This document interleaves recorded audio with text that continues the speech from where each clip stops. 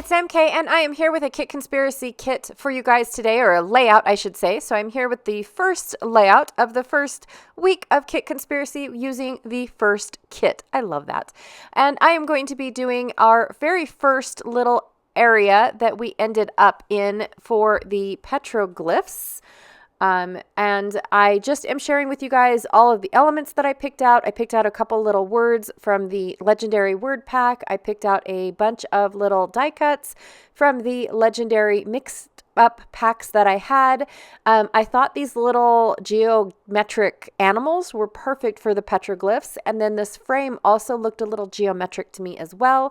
I had these little arrows from the Made of Awesome set. And then I'm going to be picking out some stickers and things later. And then I have this legendary paper. I thought I was going to use the rainbow, but I'm going to use the other side to map my photos. And then I'm going to cut apart this entire piece. I really want to use this scallop border as well as these little arrows. And then I thought about using a couple of these other pieces like these little words and things like that, but I'm not really sure just yet. I know I just want to use those two borders. I also have this striped paper here from Great Escape that I really wanted to use. I thought I was going to bring in this wood grain, but I don't end up using it at all. And then of course, I have my white cardstock from what is currently close to my heart. I have not run out of close to my heart cardstock. I do know that they have this exact same cardstock in Stampin' Up! right now. And I think from here on out, I will tell you guys that, and I'll have a link down below if you guys are interested in getting bulk white cardstock. Now the bulk is, I believe, 24 or 25 sheets. That's still a lot, and I think that it for the quality of cardstock, you guys, I think it's worth it. But it just all depends on, anybody, right? For me, I love it because I can also use it as a brief mixed media background as long as I'm not using a lot of water. So that's why I'm saying that it is definitely comparable to their I'm sorry. Like it's worth the price to me because I can just quickly use it for mixed media. All right, you guys, enough about white cardstock. I went ahead and I fussy cut out, well, I didn't fussy cut. I used my trimmer to cut out all of the elements from that one piece of paper.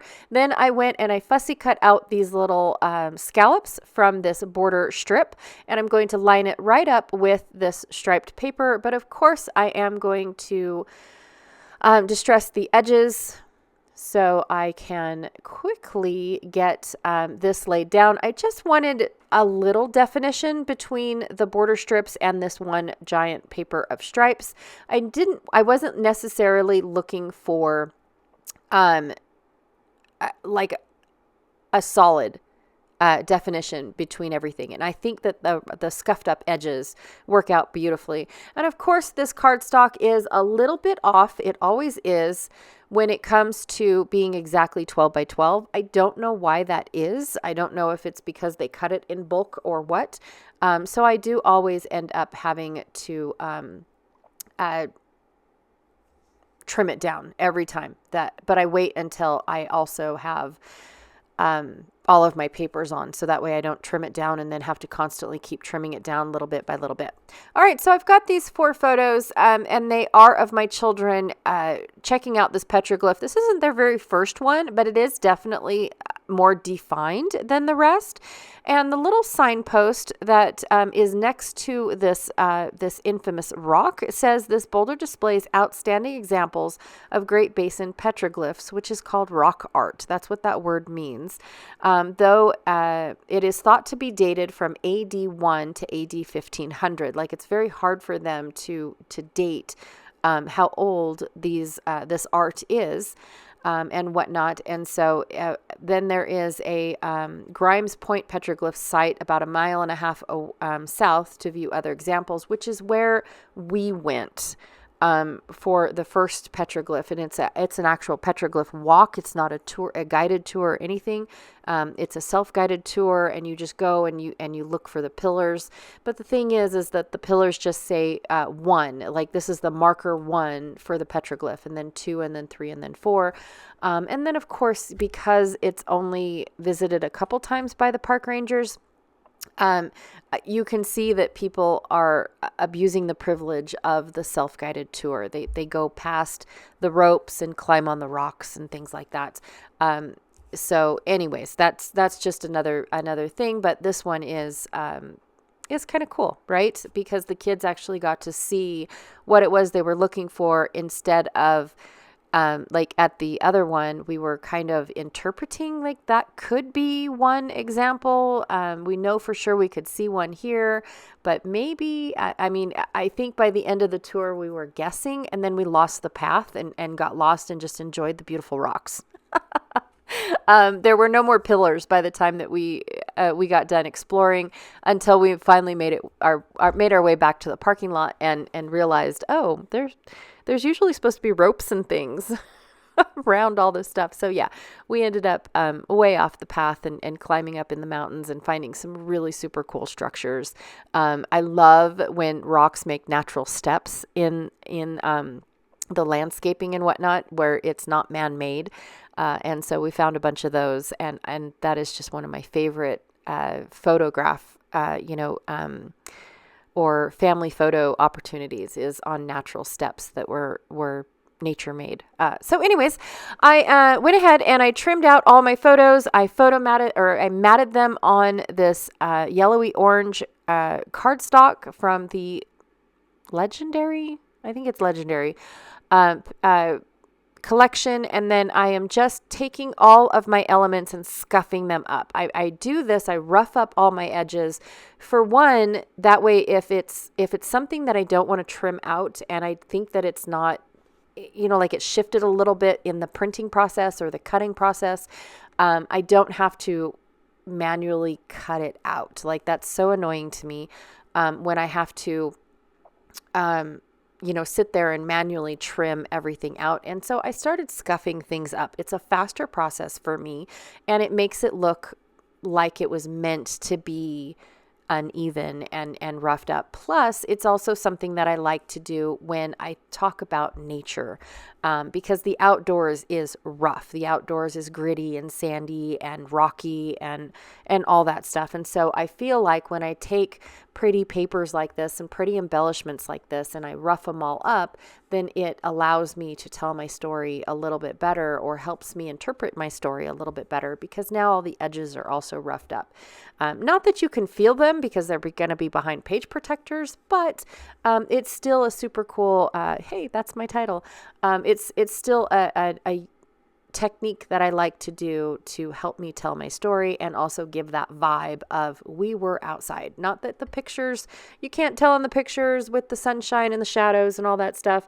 But yeah, it's just one of those things that I enjoy doing. All right, so for my little tabs that I have, I've got two. I decided to use the two little round tabs, and I decided to cut up this little skull and crossbones with a crown from the Boys Rule collection, little sticker collection. And I'm going to do the skull with the crown on one, and then the crossbones on the other. We're not looking at skull and crossbones or anything like that, but I just thought it was a great element to add to, to the little tabs and whatnot. And then, of course, this one says open spaces, and I'm going to add that to my blank ticket. And at first I thought I was going to put it here, and then I decided, no, I like how the whole thing wraps around the corner. Like, it starts underneath William's picture, goes into the bear, and wraps around underneath Kyrie and Gabe's picture. So I do like that. I don't know where Isaac's at, to be honest. He might be hanging back with Dad, which I didn't even know Dad was on this trip until we got to the caves. And I was like, hey, look, there's a picture of him. But he did also like to stay in the back of the group, to make sure that the other people in our group, there were a couple elder people, to make sure that nobody fell behind. That's just my husband's job. He likes to stay in the back and make sure everybody can keep up and whatnot. So anyways, that is my layout for today. I'm super excited with how fast this came out, because normally when I struggle with the first layout, then that doesn't encourage me to keep going with the rest of the layout. So when I have a quick and easy layout like this for numero uno, then it excites me for all the other layouts and what else I can do with this collection. So anyways, thank you so much for hanging out with me today. I really, truly appreciate it. Don't forget to check out Janet Fritz's channel, who is Galaxy Girl Creations here on YouTube. She is my partner in crime when it comes to Kit Conspiracy. I also have all of our Facebook groups links down below, as well as our Kit Conspiracy Facebook group down below. All the links are down there, so that way you can go and check out who else is playing along and what their kits look like as well. We have a lot of gals sharing what they pulled in reference to what we're using. So it is super fun to go and see all the different ways to just use your supplies. And some of them are pulling them with just this color scheme. Some of them pulled the exact same papers. I mean, it is so fun to see the creative ways to use our stash, you guys. It is absolutely fun. All right. Again, I will check you guys all later, and thanks for hanging out. Bye.